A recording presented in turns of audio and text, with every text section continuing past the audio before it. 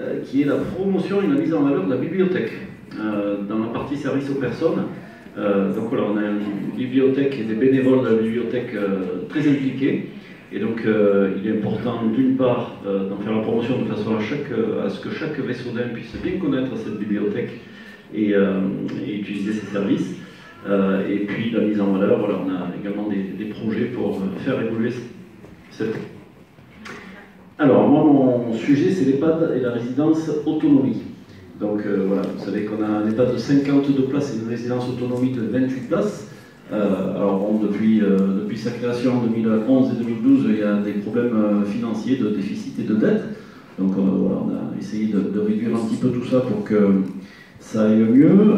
Et puis nos organismes de tutelle, qui sont le département et l'agence régionale de santé, ont changé un petit peu leur politique et demandent à tous les CCAS des petites communes, on n'est pas une très grosse commune, de rattacher ces établissements, donc nos établissements et pas des résidences autonomie, à des structures du médico-social plus importantes, qui auraient les reins plus solides qu'un CCAS communal. Donc voilà, on l'avait évoqué déjà lors d'une lettre d'info, c'est quelque chose qu'on a déjà travaillé avec les membres du CCAS, du Centre communal d'action sociale. Je rappelle qu'il y a 5 élus et 4 non-élus qui sont nommés au CCAS. Et donc voilà, nous travaillons avec un cabinet d'avocats spécialisé en droit public et en droit privé, puisqu'on ne sait pas encore quel acteur majeur va pouvoir s'occuper de nos établissements. On est en discussion, on a des contacts un peu de partout, et puis on travaille également avec un spécialiste des finances là-dessus. Donc c'est un sujet voilà, qui va être important et qu'il faut vraiment mener à bien. Et j'espère que l'équipe qui a commencé à travailler là-dessus va pouvoir continuer. Voilà, merci. Je vais donc maintenant laisser la parole à Thomas. Bonsoir à tous. Alors nous allons parler un peu de tranquillité publique. Donc le premier point, l'ajout de caméras de vidéoprotection. Donc actuellement la commune possède 4 secteurs de vidéoprotégés. Donc nous augmenterons ce nombre en ajoutant des caméras aux abords de l'aire de sport et de loisirs, ainsi qu'ici même à l'espace Séraphin Javert. Donc le point suivant, il s'agit du renforcement du dispositif de participation citoyenne en lien avec la gendarmerie nationale. Donc nous allons renforcer ce dispositif en sollicitant de nouveaux bénévoles pour être citoyen référent. Et donc ce citoyen référent sera donc au niveau de son quartier ou de son hameau, la personne qui sera vraiment dans le but de devenir acteur de sa sécurité et de celle de ses voisins. Et enfin, le dernier point, ça sera la sensibilisation au danger de la cybercriminalité. Donc avec le développement d'Internet et la multiplication des messageries électroniques, les mails, les cybercriminels, par le biais de faux sites Internet ou de faux mails, tentent régulièrement de récupérer nos données personnelles ou nos données bancaires pour un usage frauduleux. Donc dans ce cas, et à ce sujet, nous organiserons une réunion publique d'information et de prévention animée par la gendarmerie nationale. Et je vais passer le micro à Alain. Merci.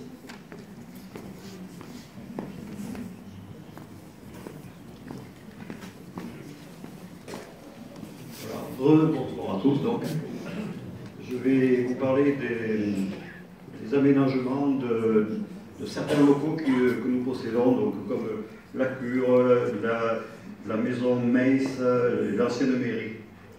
Nous nous sommes rendus compte que ces bâtiments n'étaient pas toujours en très très bon état. Donc nous allons faire un état des lieux, nous allons regarder dans quel état ils sont.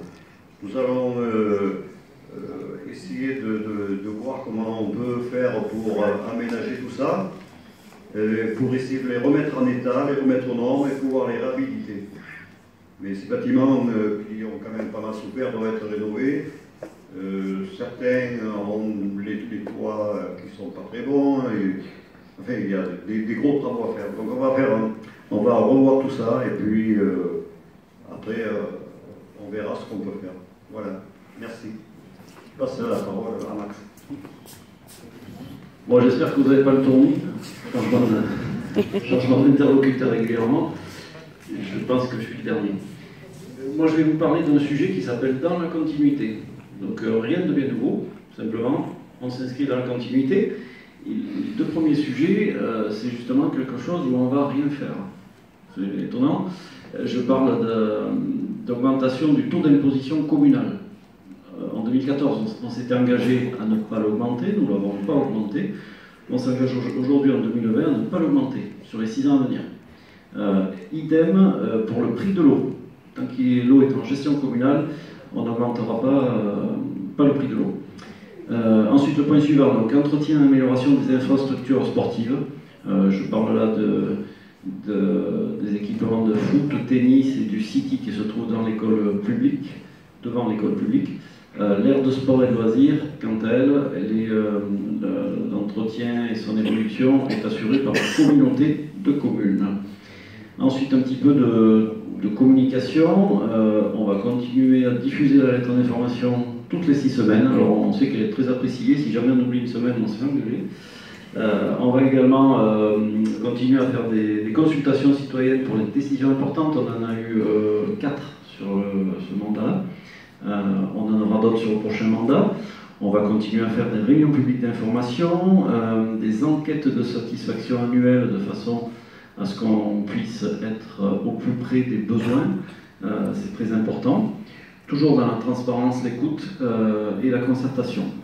Et puis, je vais vous parler un petit peu de finances publiques très rapidement. Ça n'intéresse pas forcément tout le monde. Mais voilà, on va continuer à maîtriser les finances publiques de la commune.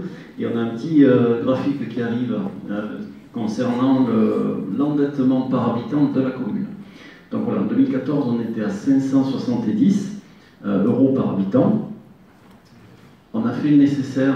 Alors ça veut dire quoi le nécessaire? On a fait un maximum d'économies, en particulier sur le budget de fonctionnement. Voilà, de partout où on peut, on économise, on négocie beaucoup avec les différents fournisseurs, ce qui nous permet d'avoir de l'excédent en fin d'année. Et cet excédent, on l'utilise en investissement.